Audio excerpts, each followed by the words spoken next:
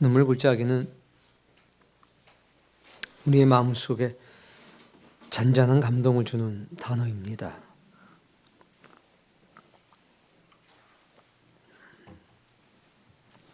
이스라엘 백성들은 3대 절기, 유월절, 오순절, 수장절이 되면 곳곳에 흩어져 있다가 예루살렘을 향해 모여듭니다. 북방에 살고 있는 사람들이 예루살렘을 통과할 때에 반드시 거쳐가는 골짜기가 바로 눈물 골짜기입니다. 에멕 하바카라고 하는 말은 두 가지로 번역이 됩니다. 첫 번째는 바카 골짜기, 즉 발삼나무가 많은 골짜기란 뜻입니다. 두 번째는 눈물 골짜기. 바카라고 하는 말이 두 가지 의미가 다 있기 때문입니다. 여러분, 눈물 골짜기, 눈물을 흘리면서 가는 눈물의 장소입니다. 힘이 들어서 눈물을 흘리기도 하고 감격해서 눈물을 흘리기도 합니다. 눈물 골짜기는 상징적으로 고통과 탄식, 시련으로 점철되어 있는 인생길로 묘사가 됩니다. 순례자들이 팔레스타인 전 지역에서 예루살렘으로 가는 동안에 수많은 계곡과 골짜기를 통과합니다. 광야에서 배고픔과 굶주림을 겪기도 합니다. 짐승의 공격을 당하기도 하고 강도를 만나기도 합니다. 이러한 어려움을 지나 시온에 도달하게 됩니다. 그곳에서 유월절, 초막절, 오순절 이런 절기를 기념하는 예배와 축제를 행하게 되는 겁니다. 사랑하는 성도님, 눈물의 골짜기를 지나지 않고 가장 힘들고 어려운 이 눈물의 골짜기를 지나지 않고 하나님께 예배하는 감격은 없습니다.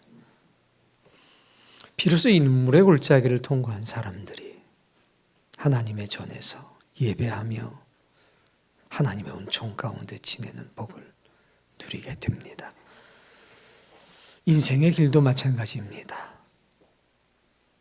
우리 인생의 길도 천성을 향해서 나아가는 순례의 길이고 눈물 골짜기로 통행하는 고난의 길이기도 합니다.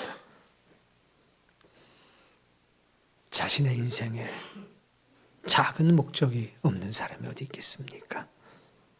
그러나 인생이 목적한 대로 또 다 이루어지는 사람이 어디에 있습니까? 예루살렘 성전에 올라가서 제사를 드리는 것처럼 우린 각자의 인생에 눈물의 골짜기를 지나가고 있습니다. 기억하십시오. 일단 눈물의 골짜기를 지나가면 예루살렘에 올라가면 시온 성산에 도착하면 거기에 노동이 없습니다. 나그네나 고아부나 고아들이나 사회적인 어떤 처지와 신분 상관없이 다 함께 감사하고 다 함께 찬양하고 음식을 나누며 온전한 주의 은총을 누리는 축제의 시간들이 계속됩니다. 삶이 어렵고 힘이 드십니까? 가정과 직장 혹은 일터에 흐르는 눈물과 고통이 있습니까? 혹은 인생과 삶 전체에 흐르는 눈물과 고통으로 덮여 있습니까? 우리는 그것에 대해서 절망하거나 분노해서는 안 됩니다. 낙심하거나 혹은 삶을 포기해서도 안 됩니다. 우리의 인생 자체가 눈물이라면 그 눈물과 고통 속에 주님이 찾아오십니다. 하나님께서는 눈물의 골짜기를 지나는 사람들보다 유심히 지켜보고 계십니다. 그것을 기억하십시오. 그때야말로 주님을 가까이 만날 때이고 그때야말로 신의 은총을 경험할 수 있는 시간이라는 사실을 반드시 기억하십시오. 인생에는 수많은 종류의 눈물이 있습니다. 성경에도 수많은 눈물을 기록해 놓았습니다. 회개하는 눈물.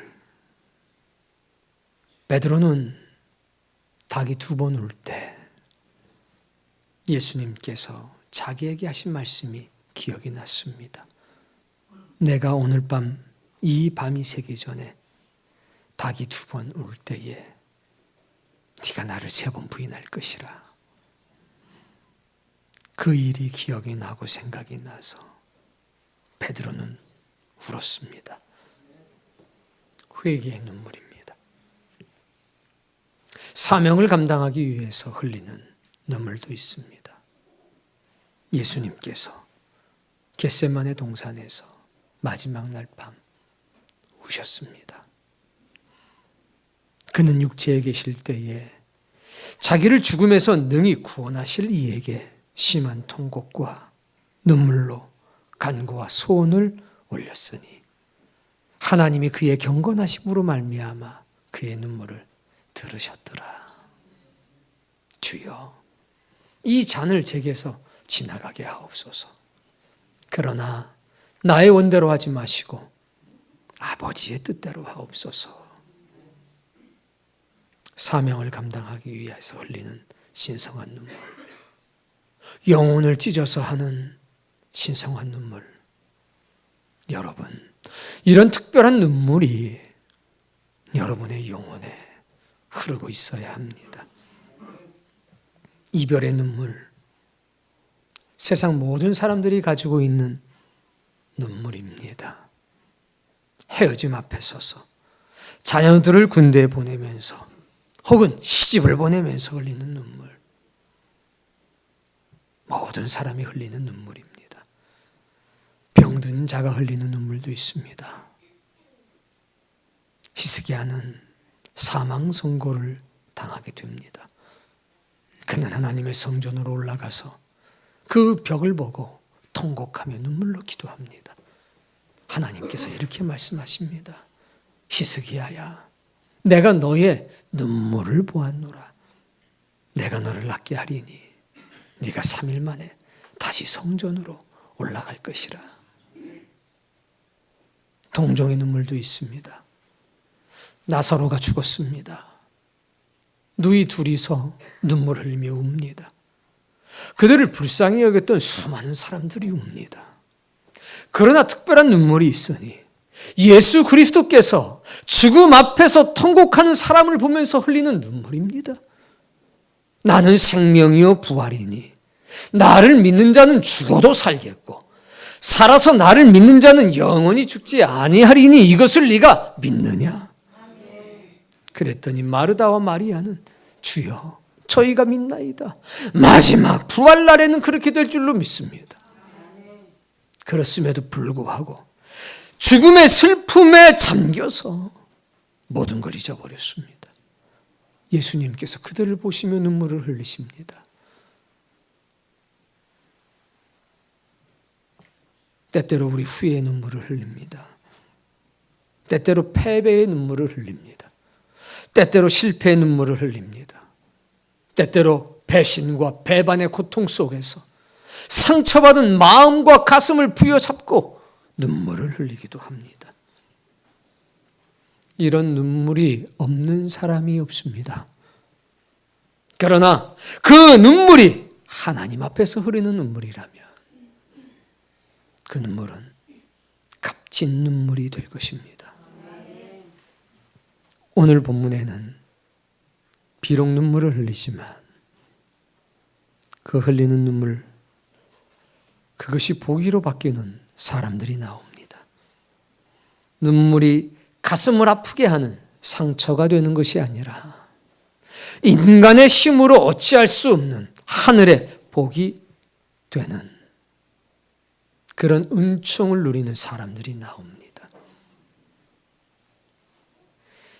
눈물의 골짜기가 없는 인생은 없지만 어떤 사람은 그 눈물의 골짜기가 상처가 되고 아픔이 됩니다. 그러나 또 다른 어떤 사람은 눈물의 골짜기가 물된 동산이 됩니다. 신의 은총이 가득한 골짜기가 됩니다. 오늘 여러분, 눈물의 골짜기가 변하여 물된 동산이 되고 은총의 골짜기가 되는 복을 꼭 누리시길 바랍니다. 5절 말씀.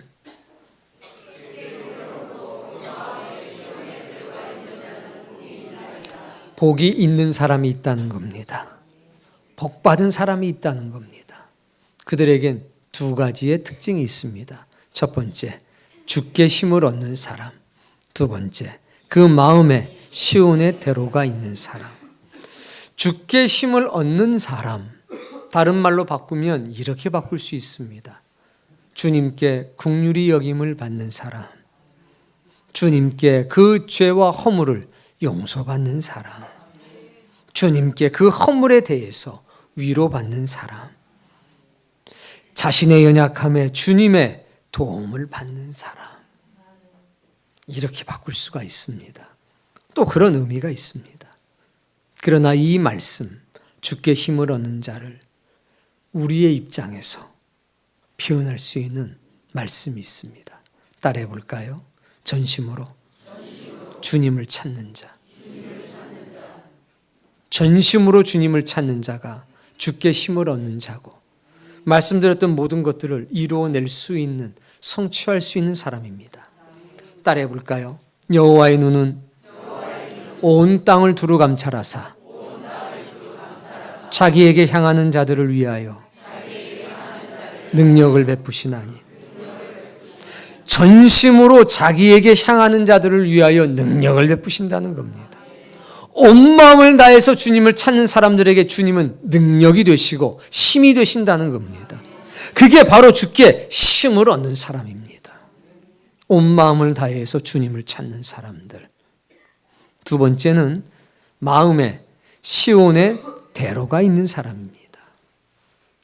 그녀가 내 마음으로 들어왔다. 무슨 얘기입니까? 그녀를 사랑한다는 얘기고 그녀를 그리워한다는 얘기입니다. 몸은 떨어져 있지만 그녀가 어디에 있습니까? 그래서 나는 어디로 갑니까? 정신 차리고 보면 그녀에게 가 있는 겁니다. 어떠한 난관이 있어도 그녀가 내 마음속에 들어오면 나는 그 난관을 극복합니다. 그러면 그 마음에 시온의 대로가 있다는 얘기가 뭡니까? 그 마음에 시온에 대한 열망과 간절함이 있다는 얘기입니다. 시온, 즉 성전, 즉 주님의 뜻을 간절히 사모하는 사람이 그의 마음에 시온의 대로가 있는 사람입니다. 자, 그녀가 내 마음으로 들어왔습니다. 아버지가 보입니까? 안 보입니까? 직장이 보입니까? 안 보입니까? 삶의 우선순위가 누가 된 겁니까? 그녀가 된 겁니다. 그의 마음에 시온의 대로가 있습니다. 그의 삶의 우선순위가 무엇이 되었다는 겁니까? 하나님의 성전이 되었다는 겁니다. 마음에 시온의 대로가 있는 사람은 삶의 우선순위가 분명한 사람입니다. 이런 사람들을 말하는 좀 폼나는 말이 있습니다. 뭐냐? believer라고 하는 말입니다. 믿는 사람. believe라고 하는 말은요, 어떤 의미가 있냐면 삶의 우선순위가 정해지는 것이라는 의미가 있습니다. 믿음이 뭐냐? 삶의 우선순위가 정해지는 게 믿음이라는 말입니다. believer. 믿는 사람은 누구냐? 삶의 우선순위가 정해진 사람이 믿음의 사람이라는 겁니다. 그러니 그 마음의 시온의 대로가 생긴 사람은 빌리보입니다. 삶의 우선순위가 분명한 사람입니다. 결국 주께 힘을 얻는 사람, 그 마음의 시온의 대로가 있는 사람을 가리켜 복받은 사람이라고 하는데, 그들은 온 마음을 다해서 주님을 찾는 사람입니다. 주님이 삶의 우선순위가 된 사람이라는 말입니다. 이들은 흔들리질 않습니다. 삶의 우선순위가 분명해졌기 때문입니다. 왜 갈짓자 행보를 합니까? 왜 뒤뚱뒤뚱 걷습니까? 삶의 우선순위가 분명하지 않기 때문입니다. 여러분, 오늘 성경은 말씀하십니다. 복이 있는 사람이 있는데 그들은 삶의 우선순위가 분명하고 확실한 사람이라고 합니다. 오늘 여러분의 마음에 시온의 대로가 있고, 오늘 여러분의 마음에 예수 그리스도, 그분이 함께하기를 바랍니다. 자, 결국 5절은 전심으로 온 마음을 다해서 주님을 찾는 사람이 복이 있다는 얘기입니다. 삶의 우선순위가 분명해진 사람이 복이 있다는 얘기입니다. 여러분 꼭 그런 사람 되십시오. 6절 말씀 읽습니다. 네, 누가 등장하느냐? 그들이 누구입니까? 주께 힘을 얻은 사람들, 그 마음에 시온의 대로가 있는 사람들, 삶의 우선순위가 정해진 사람들, 그들이 복 있는 사람인데, 그 복받은 사람이 어디로 지나가고 있습니까? 지금 눈물 골짜기로 지나가고 있습니다. 눈에서 눈물이 흐른다는 겁니다. 따라해 봅시다. 복받은 사람도, 우선순위가 분명한 사람도 고통의 시간이 있다. 하나님께 복받았다고 고통의 시간이 없는 게 아닙니다. 아픔의 시간이 없는 게 아닙니다. 있습니다. 분명히 고통의 시간이 찾아옵니다. 그런데 그 의미가 다르다는 겁니다. 그들이 주님께 힘을 얻고 시온의 대로가 그 마음에 있는 사람들이, 삶의 우선순위가 분명히 정해진 그 사람들이 현재 눈물의 골짜기를 지나가고 있다는 겁니다. 가장 인생의 어렵고 힘든 시간을 겪고 있다는 겁니다. 심지어는 피눈물을 흘리기도 한다는 겁니다. 눈물의 골짜기로 지나갈 때, 다음 말씀. 그곳에 뭐가 있어요? 이거는요, 이런 겁니다. 이 지역은 산악지역이고 광야 지역입니다. 눈물의 골짜기를 메마른 땅이라고 하는 겁니다. 그런데 복받은 그 사람이, 삶의 우선순위가 정해진 그 사람들이, 마음의 시온의 대로가 있는 그 사람들이 그 메마른 땅을 눈물을 흘리며 지나갈 때, 그 눈물이 땅에 닿는 순간 거기서 샘이 열린다는 겁니다. 원래 있던 게 아닙니다. 눈물이 땅에 닿자 뭐가 열려요? 메마른 땅에 생명의 물이 흐르고 넘치기 시작한다는 겁니다. 그들이 눈물을 흘리고 지나가자 샘의 문이 열리기 시작하는 겁니다. 얼마나 감동적인 순간입니까? 다음 말씀. 이른 비가 복을 채워주나이다. 이른 비는 가을비입니다. 이 가을비는 하늘의 복을 가져다 주는 비입니다. 이스라엘은 우리나라와 달리 농사 짓는 방법이 다릅니다. 우리는 봄부터 농사를 짓는데 이분들은 가을부터 농사 준비를 합니다. 7월, 8월, 9월 건깁니다. 푸른 기운을 찾아볼 수 없을 만큼 바짝 모든 게 다 말라 비틀어집니다. 그런데 10월부터 12월 사이에 비가 내리기 시작합니다. 우리나라와 같은 장맛비는 아닙니다. 보슬보슬 내립니다. 그러면 여름 내내 말랐던 대지가 촉촉히 적셔지게 됩니다. 죽은 것처럼 보였던 대지가 살아나기 시작합니다. 이렇게 12월까지 내리는 이 비를 가리켜 성경은 이른 비라고 했습니다. 이 비가 내리게 되면 메마른 땅이 생명을 얻습니다. 언덕과 들판에 새싹이 나타나기 시작합니다. 땅은 비를 빨아들여 농사 짓기에 적합한 부드러운 상태가 됩니다. 그래서 농사를 지을 수 있는 가을에 내리는 이 비를 이른 비라고 말합니다. 이 비는 죽었던 온 땅을 생명으로 회복시키는 비라고 말할 수가 있습니다. 그래서 이 이른 비는 만물을 소생시키는 생명의 비입니다. 3월과 4월이 되면 또 한 차례 비가 내리게 됩니다. 이 비를 늦은 비라고 합니다. 늦은 비는 들의 식물들이 열매를 충실히 맺을 수 있도록 도와주는 비입니다. 이 늦은 비를 결실의 비라고 말합니다. 이 비가 내리지 않으면 충실한 이삭이 맺힐 수가 없다는 겁니다. 여러분, 오늘 6절을 다시 읽어봅니다. 복을 받은 사람들이, 삶의 우선순위가 정해진 그 사람들이 눈물을 흘릴 때, 인생이 가장 어렵고 힘든 순간을 맞이하게 됐을 때, 그들의 눈에서 눈물이 뚝 떨어지면 그 땅, 그 메마른 땅에 뭐가 터져 나와요?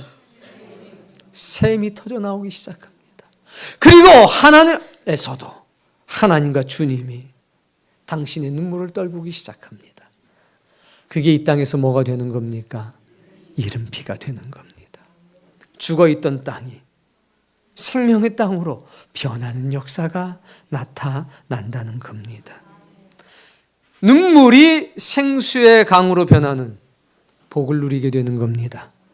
흘린 모든 눈물이 변해서 생수의 강이 되고 메마른 인생이 물된 동산이 되는 겁니다. 예레미야 31장 12절 말씀을 제가 읽을 테니까 따라서 읽어봅시다. 그들이 와서 시온의 높은 곳에서 찬송하며 멀리서 오는 겁니다. 다 시온의 높은 곳, 성전입니다. 여호와의 복, 곧 곡식과 새 포도주와 기름과 어린 양의 떼와 소의 떼를 얻고 크게 기뻐하리라. 포로된 생활에서 돌아왔다는 겁니다. 모든 것을 잃어버리고 빈손으로 왔다는 겁니다. 근데 하나님이 회복시켜 주신다는 겁니다. 어디에서? 시온의 가장 높은 곳에서. 그런데 그 뒤에 말씀이 너무나 값집니다. 그 심령은 물된 동산 같겠고 다시는 근심이 없으리로다. 심령이, 영혼이, 마음이 물된 동산이 된다는 겁니다.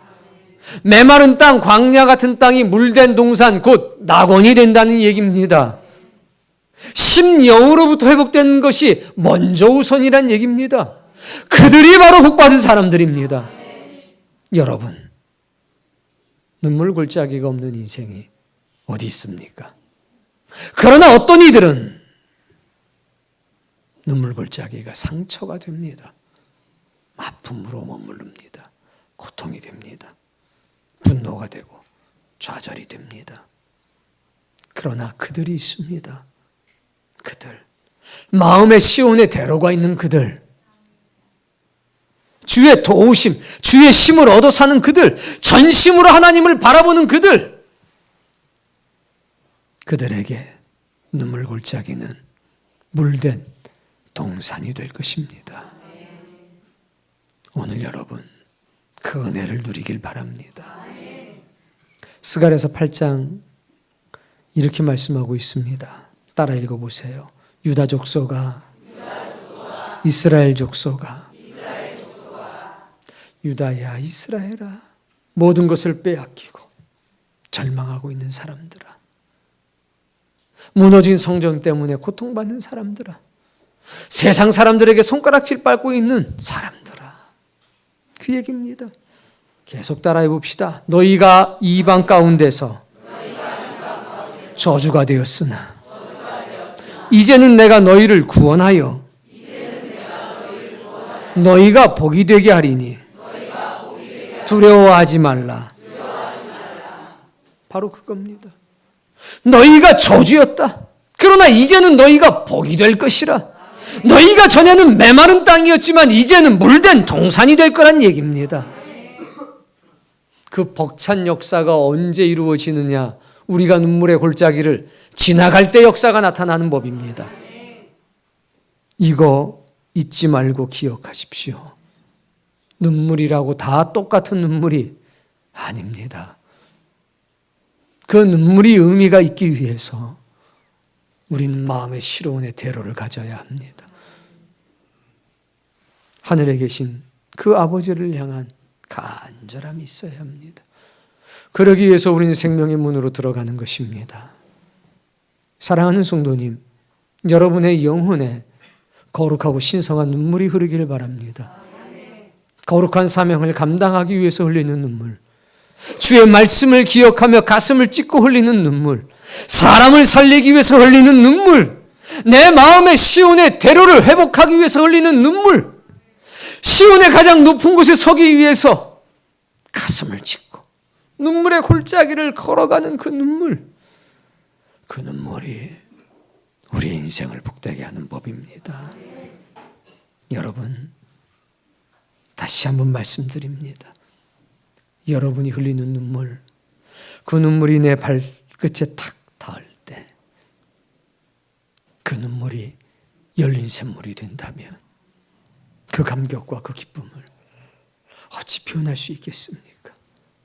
내 눈에서 눈물이 한 방울 떨어질 때 그 눈물에 하늘 아버지의 눈물과 예수 그리스도의 눈물이 합쳐져서 이른 비가 된다면, 메말랐던 내 인생이 물된 동산이 된다면, 내 눈물과 신의 눈물이 하나가 된다면 얼마나 큰 은혜가 은총입니까? 이제까지 어떤 삶을 어떻게 살아왔든지 상관이 없습니다. 이제 예수 그리스도의 은혜 가운데서 눈물 골짜기가 물된 동산이 되는 복을 주님과 함께 꼭 누리기를 원합니다. 고통, 좌절, 가슴 아픈 사건들 돌이킬 수 없습니다. 그러나 우리 주님께서 그 자리에 당신의 눈물을 대시고 숨을 내쉬며 이렇게 말씀하실 겁니다. 성령을 받으라. 그때 우리는 그 성령을 임하시며 새로운 사람이 되게 될 것입니다. 여러분의 마음에 시온의 대로가 열리게 되면, 하늘의 절기를 지키며 사는 그 복을 누리게 되면, 여러분의 상한 마음, 저주받은 인생이라고 생각되었던 모든 것 복으로 바뀔 것이요 물된 동산이 될 겁니다.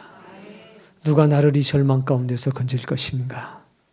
누가 나를 이 깊은 한숨 가운데서 건질 것인가? 사람은 건질 수가 없습니다. 그러나 우리 주님은 건지실 것입니다. 만물이 소생하는 봄이 되었습니다. 따라해 볼까요? 주여, 내 눈물이 이른 비가 되게 하소서. 메마른 내 인생에 이른 비가 내리게 해 주옵소서. 아멘. 그게 여러분입니다. 그것이 하늘의 은총인 것입니다. 그것 때문에 하나님께서 여러분을 부르셨습니다. 우리를 부르셨습니다. 그 은총과 그 은혜를 모두 누리기를 바랍니다. 아무것도 두려워하지 마십시오. 아무것도 염려하지 마십시오. 지나간 세월, 고통스러운 아픈 기억들, 전 잊으라고 말하지 않겠습니다. 그 아픈 기억들, 그것이 상처가 아니고 분노가 아니요 좌절이 아니고 하나님의 은총으로 기억될 날이 있을 겁니다. 그것을 위해서 우리 주님 오셨고 그것을 위해서 이 땅에 교회를 세웠고 주의 종도를 통해서 여러분을 진리로 양육하시는 겁니다. 오늘 예배하는 여러분들에게 흘리는 모든 눈물이 생명의 샘이 되는 역사가 있기를, 여러분의 모든 눈물에 신의 눈물이 더해지는 은총이 있기를, 그리고 메마른 내 인생이 변하여 물된 동산이 되는 은혜와 은총이 있기를 주님의 이름으로 축복합니다.